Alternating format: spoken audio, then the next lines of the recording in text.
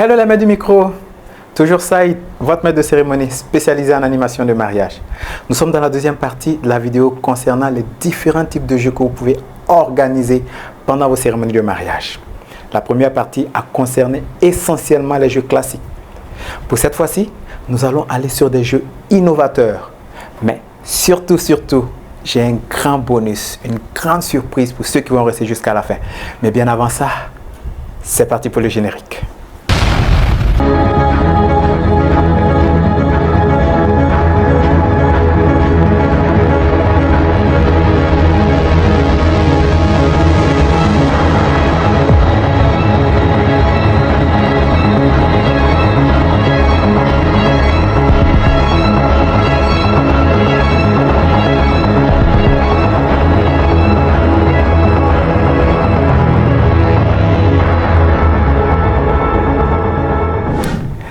Et oui, cette partie va concerner essentiellement des jeux innovateurs.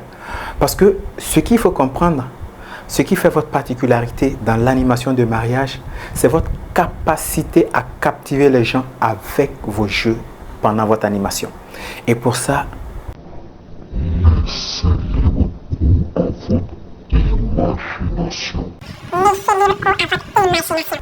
laissez libre cours à votre imagination. Parce que c'est ce que j'ai fait et je suis arrivé à développer un certain nombre de jeux que je vais partager avec vous aujourd'hui. Mais comme je le disais également à l'introduction, le meilleur, je le garde pour la fin parce que là, j'ai un secret, une surprise, des conseils top pour ceux qui vont rester jusqu'à la fin de la vidéo. Pour le premier jeu, pour les jeux que j'appelle des jeux innovateurs, nous avons par exemple le jeu du mime. Ce jeu, il est très simple. Pour ma part, ma manière de le faire, j'introduis ça toujours de la manière suivante. Un couple, c'est une personne. Ils se comprennent rien que par les gestes. Ils n'ont pas besoin de se parler pour se comprendre. Donc pour ce faire, il y a un certain nombre de phrases que je vais inscrire sur des pancartes, ou si vous voulez sur des feuilles, que je vais remettre au couple.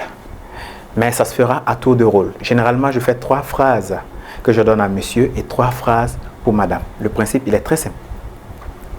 On va bander les yeux de monsieur et on va lui remettre la pancarte qu'il va montrer aux invités. Par la suite, on va enlever la bande ou le foulard sur ses yeux et il va présenter la pancarte à madame qui, par des gestes, devra lui faire comprendre ce qui est inscrit sur la pancarte. Elle est très intéressante parce que franchement, on en a entendu des choses pendant ces jeux-là. Rien qu'à y penser, ça me fait rire. Donc, le principe, c'est comme je l'ai dit, hein, un mot, une phrase, un indice quelconque. C'est un peu comme le jeu de devinette. C'est une sorte de jeu de devinette, mais qui se fait avec des mimes. Donc, monsieur tient la pancarte. Il ne voit pas ce qui est inscrit dessus. Madame devrait juste faire comprendre à monsieur ce qui est inscrit sur la pancarte, mais juste avec la gestuelle.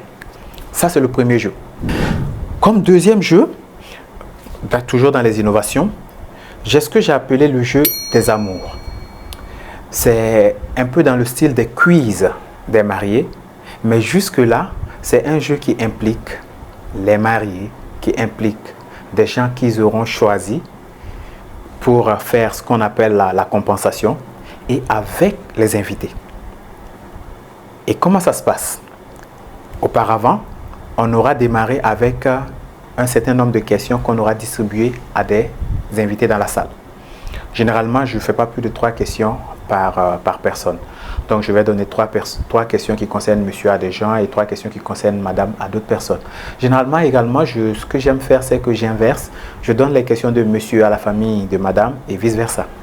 Donc, étant donné que les invités ont les questions, je remets à monsieur et à madame des pancartes sur lesquelles c'est inscrit oui et non. Et au même moment, ce qui n'est pas toujours une obligation, mais c'est intéressant si on le fait comme ça, vous invitez 2 personnes qui vont venir représenter monsieur et madame. Mais ça, c'est au choix de monsieur et de madame. Il y a d'autres méthodes aussi de le faire pour choisir ces personnes. Et c'est d'ailleurs ça qui sera la surprise de la fin. Mais je ne vous en dis pas plus. Donc, les invités sont là, ils ont les questions. Monsieur et madame, chacun a des pancartes où c'est écrit oui, non. Et il y a des invités que monsieur et madame auront appelés qui vont les représenter dans ce jeu. Parce qu'on a 3 acteurs et tout le monde joue en ce moment. Donc, les invités, les questions que les invités ont s'adresseront à monsieur par rapport à madame et à madame par rapport à monsieur. Je prends un exemple de question. Et le truc, c'est que si monsieur pense que madame a la réponse le concernant, il va soulever la pancarte oui. Et s'il pense le contraire, il va soulever la pancarte non. Mais pendant ce temps, ce qui se passe, c'est que les deux personnes qu'ils auront invitées pour participer au jeu qui les représente vont faire ce que j'appelle la compensation. Parce que si madame trouve la réponse, la personne qui représente monsieur va devoir danser. Et vice-versa. S'il ne trouve pas également la réponse, c'est la personne qui la représente qui va danser. Donc vous voyez, c'est intéressant parce que c'est un jeu totalement complet. Donc, on prend un exemple tout simple. On prend une question de monsieur. La question va dire ce qui suit. Monsieur, est-ce que madame connaît votre surnom? Si oui, monsieur soulève la pancarte oui. Sinon, il soulève la pancarte non. Et s'il dit non, d'office, c'est la personne qui représente monsieur qui va danser parce que c'est de son fait si madame ne connaît pas la réponse. Mais s'il dit oui et que madame trouve la réponse, c'est la personne qui représente monsieur qui danse, toujours. Mais si madame ne trouve pas la réponse, le DJ va envoyer de la musique pour la personne qui représente madame qui va jouer, qui va danser du moins. Donc c'est ça la compensation. Vous voyez, c'est un jeu un peu complexe, mais en même temps elle est intéressante parce qu'elle implique toute la salle. Et bien sûr, pendant ce temps, vous pouvez faire quelques petites blagues pour faire rire un peu l'assistance. Un autre jeu que je trouve très innovant, très innovateur, très innovant, c'est le jeu du dessin à la chaîne. C'est un jeu très connu, mais impliqué dans le mariage, ce n'est pas très courant. Donc, le principe également, il est très simple. Il s'agira ici d'inviter monsieur et madame, avec bien sûr chacun un complice.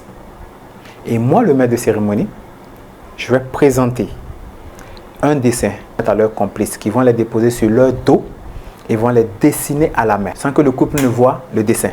Et maintenant, ce qui va se passer, c'est que monsieur et madame, à leur tour, se servant simplement de la sensation que leurs complices vont faire sur leur dos, ils vont essayer de reproduire le dessin. Et à la fin, bien sûr, on va donner des notes au dessin de chacun. Donc là, c'est 3 jeux vite fait que j'ai essayé, très innovants, très innovateurs, très intéressants, très proactifs, que j'ai voulu partager avec vous. Si toutefois, bien sûr, il y a des zones d'ombre sur l'un de ces jeux, n'hésitez pas à me contacter. Maintenant, nous sommes à la partie surprise pour ceux qui sont restés jusqu'à la fin. Très souvent, pour organiser les jeux, surtout pour sélectionner les personnes qui vont participer au jeu, c'est très compliqué.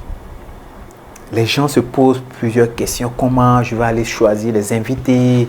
Comment trouver les personnes qui vont participer sans les frustrer, en restant bien sûr dans un cadre de gaieté, qu'ils le fassent sans se sentir forcé, surtout qui est très important. Pour ça, j'ai généralement 2 techniques infaillibles. Infaillibles. La première technique, c'est la bouteille à la ronde. La bouteille à la ronde. Vous laissez monsieur et madame qui vont choisir des numéros de table ou soit des noms de table. Et ces personnes vont juste lever la main pour que vous les repériez dans la salle. Et maintenant, ce qui va se passer, c'est que vous allez demander à ces personnes qui sont sur cette table de prendre une bouteille sur la table. Et en ce moment, vous allez demander l'aide du DJ qui va vous envoyer de la musique. Et quand on va envoyer de la musique, vous allez demander à ces différentes personnes de faire tourner les bouteilles entre elles du moins, sur leur table. Donc, le DJ envoie la musique. Les tables qui ont été choisies par les mariés vont faire tourner les bouteilles entre elles. Ça veut dire que chacun va donner la bouteille à son voisin, qui donnera à son voisin, ainsi de suite. Et ça va tourner pendant que la musique joue. Et net, quand le DJ arrête la musique, les personnes qui tiennent les bouteilles sont les personnes choisies. Vous voyez, c'est amusant, c'est très simple et vous avez choisi des gens. Donc je répète, c'est simplement de demander aux mariés de choisir des tables et à ces tables, vous allez leur demander de prendre des bouteilles Et vous allez demander au DJ d'envoyer de la musique. Et dès que le DJ envoie la musique, chacun sur cette table, ils vont faire tourner les bouteilles entre elles. Ça tourne pendant la musique. Et dès que la musique s'arrête, toutes les personnes qui ont les bouteilles sont d'office invitées pour participer à votre jeu. Ça, c'est un premier moyen si vous voulez de la masse. Mais généralement, j'évite de prendre directement 2 personnes. Je prends généralement plusieurs personnes parce que derrière, je combine d'autres jeux pour pouvoir éliminer les gens de sorte à garder 2. Voilà, là, c'est quand il faut avoir beaucoup de personnes. Sinon, si c'est juste pour avoir 2 personnes, vous allez demander aux mariés d'appeler chacun une personne qui va venir les représenter. Donc là, c'était vraiment la grosse épine que beaucoup de gens ont, beaucoup d'animateurs ont dans leur pied quand il s'agit de choisir des personnes dans la salle. Et ça, c'est une manière très efficace, très sûre et surtout, et vous êtes sûr de ne frustrer personne. Parce qu'en réalité, ce n'est pas vous qui avez fait le choix des invités, mais c'est les mariés qui ont fait ça. Donc, ils sont encore plus enclins à participer à votre jeu.